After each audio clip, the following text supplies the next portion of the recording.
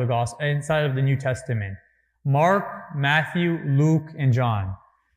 And so the standard narrative in biblical studies today is that the first gospel that was written was the Gospel of Mark. And so one way we can imagine this is imagine that Jesus, Isa alayhi salam, has left the world and many stories are being circulated about him, about how he performed these miracles, of how he fought against the rabbis, and then his death. All these stories were being circulated. And one prominent individual, who we don't know, because we know that Mark did not write this, decided to write a biography of Jesus based on all of the stories that he had heard. Whether some stories were true or whether they were false, he had written this one seerah of Jesus, alayhi salam. After Mark, there was another individual who had read the seerah of Mark, who had become very interested in writing his own story of Jesus. And he had the book of Mark with him, but he also had his own stories, which he probably heard from his parents, which he heard from his maybe community leaders and so forth. And so he had additional material with him as well. And he had access to this other book known as the letter Q. So in other words, when Matthew is writing his book, he has the book of Mark on his table. He has his own stories which he had heard. And there was another book there titled Q, which he used. So he had three sources that he was using, and he had crafted his own seerah about Isa alayhi salam based on it. So he had three sources. And so he writes his own. Simultaneously, there's another author that is writing his own biography of Jesus, whose name is Luke. And Luke is using material, again, Luke has access to Mark's gospel. Luke has the gospel Q with him as well. But Luke also has his own stories that he has heard from his parents and stories that were circulated, and he writes his own biography of Jesus.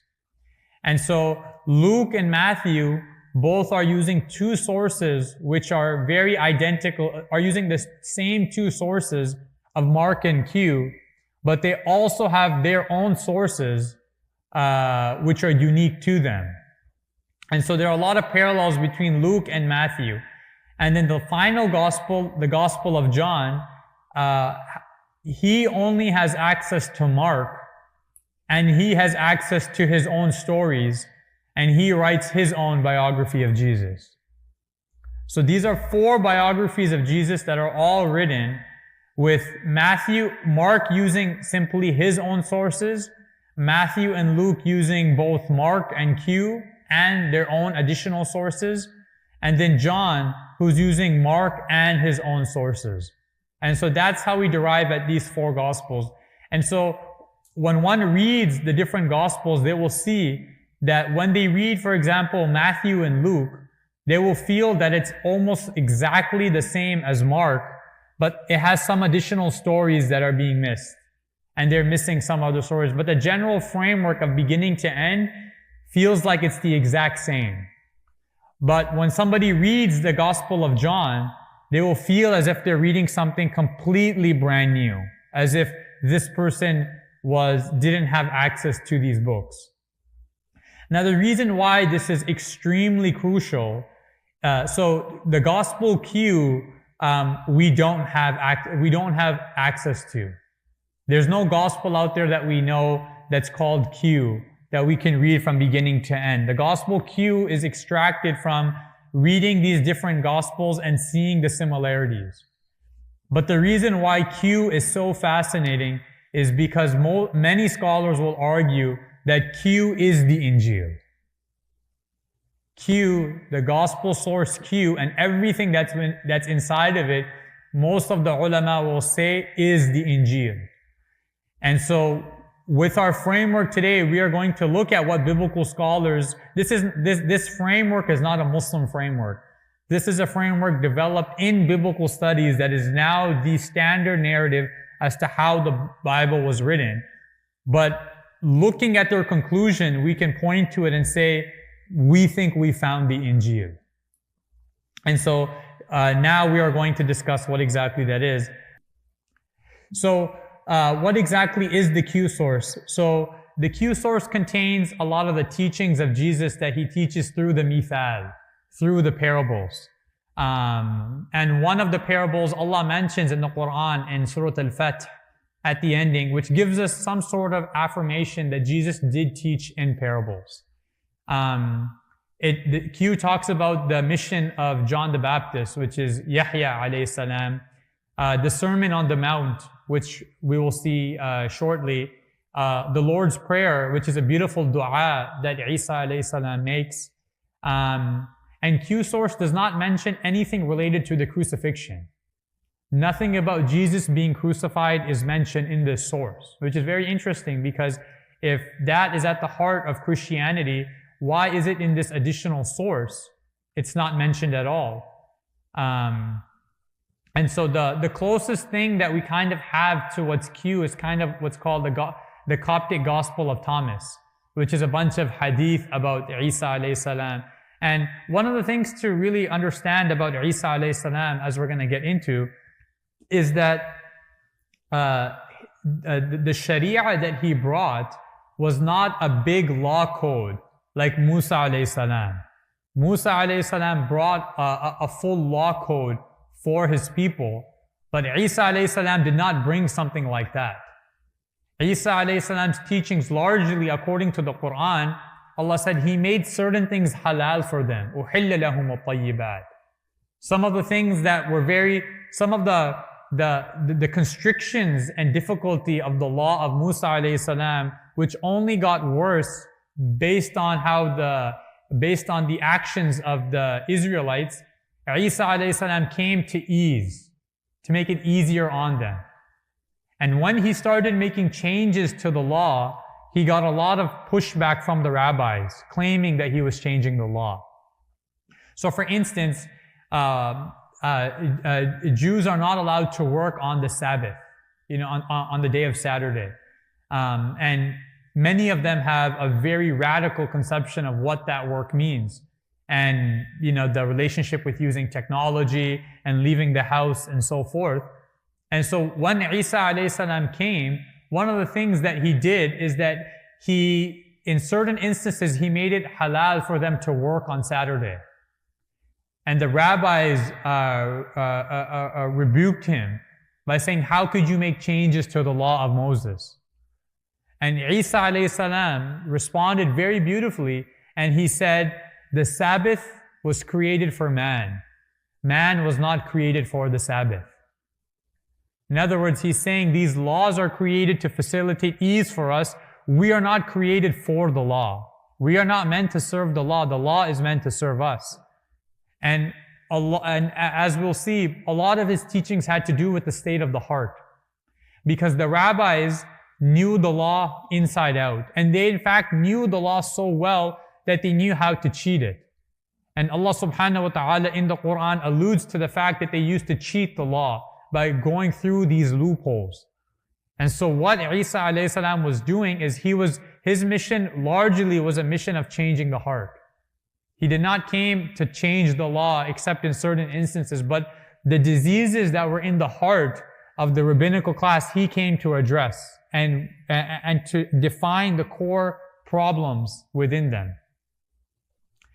So our methodology of trying to figure out what the Injeel is we begin first most with our Quranic values of looking at what exactly the Quran teaches us about Isa alayhi salam, the fact that he did not claim to be God, the fact that he changed certain portions of the Torah, the fact that he had this ma'idah, this dinner of gratitude with his followers, the fact that he spoke from the cradle as a baby, and the fact that he on Qiyamah, on the Day of Judgment, Allah will ask him, "Did you teach your people that you were God?" And his response that, "Ya Allah, I could not have. You know I could not have, and you know I would not have." So we begin with the Quran, and then we also begin with the concept of prophethood, as we mentioned.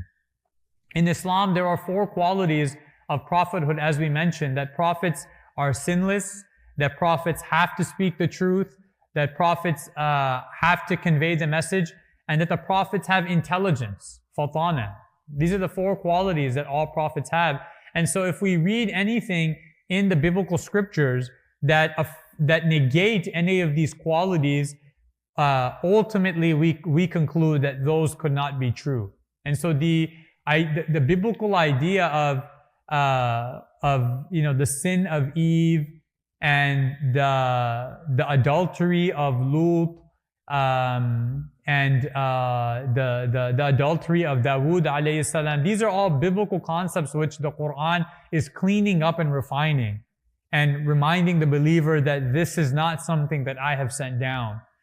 And it really poses a really interesting question as to, there was a conversation between one of the top Muslim scholars in America and one of the top Christian pastors in America. There was a conversation that the two were having in private.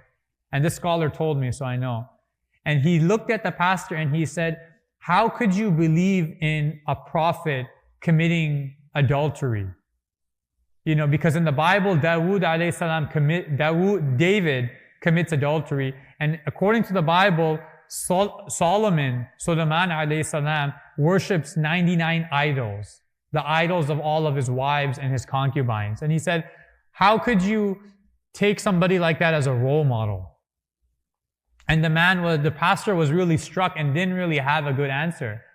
And the scholar responded by saying, none of these things are found in Islam, that prophets are role models. Because if a prophet can engage in an action like that, and we are commanded to emulate the prophets, then our emulation of them would be committing sins. And God could not hold us accountable for it. But because the prophets are sinless, and the maqam, the status of a prophet is so high that if a prophet does a tiny slip up, which is not a sin, Allah will call it a sin because of how great their rank is. When the prophet does something that is great, but there's a greater thing for them to do, that is what a sin is for them. It's like the analogy would be a student who gets 100% on every exam, and then the student gets 95 on an exam and says, oh, I failed. That's the closest analogy one could put. So anything that aligns with the Quranic values, it follows our concept of prophethood, and that it's also multiply attested. If something is mentioned in all of the 4 Gospels, and it's mentioned in stuff that are outside of the Gospel material, it's a pretty good indication that there's a good chance that it's true. And what we'll find, especially when we look at some of this Q source material, is that it is found in a lot of these Gospels, which would indicate to us that there's probably a good chance that it's true.